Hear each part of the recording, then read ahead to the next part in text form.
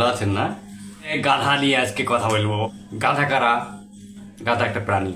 পৃথিবীতে মেলা দিবস পালন হয়, যেটাকে বলা হয় আন্তর্জাতিক। ওরে বাবা, যেমন 1 মে মে দিবস, শ্রমিক দিবস চলে গেল, তার পিছনে একটা হিস্ট্রি থাকে।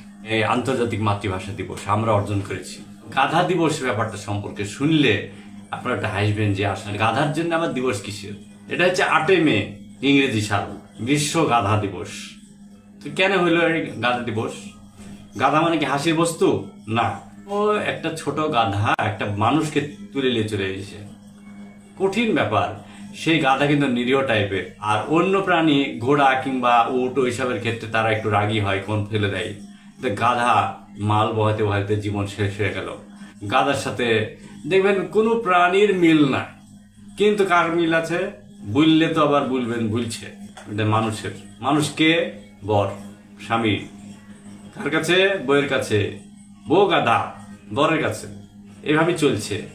ধরেন সারাদিন খাটনি টাটনি করে আসলো, আইসে যখন বাড়িতে আসলো তখন বউ যখন চেঁচামেচি শুরু করে দিল, তখন বাইরে যে 1 কাপ চা খাচ্ছে মনের দুঃখে, আর বলছে হায় হায় সারা জীবন গাধার খাটনি খেটে গেলাম, ছেলে মেয়ে মানুষ করতে করতে জীবনটা শেষ হয়ে গেল, কিন্তু বাড়িতে এসে কোনো শালা ভক্তি পাইলাম না। তো এই হলো গাধার খাটনি পুরুষের। আর আমরা আবার ছোট করবো না নারীকে। নারী যা হোক অধিকার দিতে হবে, কিন্তু নারীও কিন্তু কাজ করে।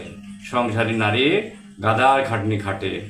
ওই যখন ওর বর রাইতে এসে হেভি গাইল দেয়, কেউ কেউ খেপে যায় কাজের লেগে, তখন সেও দুঃখ করে বলে সারাদিন গাধার খাটনি খাটলাম, কিন্তু কোনো নাম পাইলাম না, হায় হায় হায় হায়। তো এই জন্যে গাধা প্রাণীকে সম্মান দেওয়া হয়েছে 2018 সালে। কে দিল? বিশিষ্ট প্রাণী বিজ্ঞানী আর্ক রাজিক 2018 সালে প্রস্তাব করলো যে বিশ্ব গাধা দিবস করা হোক, এই প্রাণীটির একটা মূল্য দেওয়া হোক। এবং এই দিনে কি করতে হবে?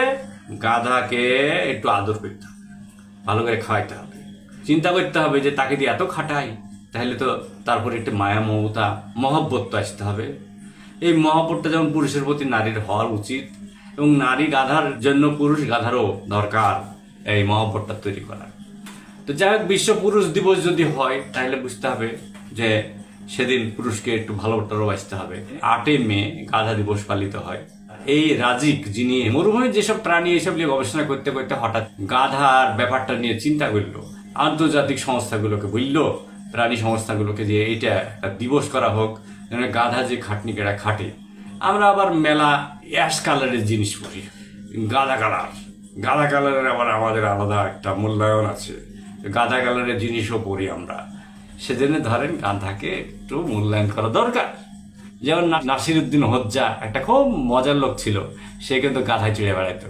আবার ধরেন এই যে গুপি গাইন বাঘা বাইন বলে একটা বিখ্যাত সিনেমা আছে, সেখানে দেখবেন যে গুপি গাইনকে জমিদার মশাই গাধার পিঠে চড়িয়ে গ্রাম থেকে বের করে দাও। তারপরে সে করলো কি, গাধায় জড়িয়ে চলতে চলতে চলতে চলতে। গাধা দিয়ে আর একটা কি উপকার হয় জানেন? গাধার চামড়ার নিচে এক ধরনের আঠালো জিনিস থাকে, সেটা দিয়ে অ্যাজমা আর ইনসোমেনিয়া, মানে যাদের ঘুম হয় না আর কি, এর ওষুধ তৈরি হয়।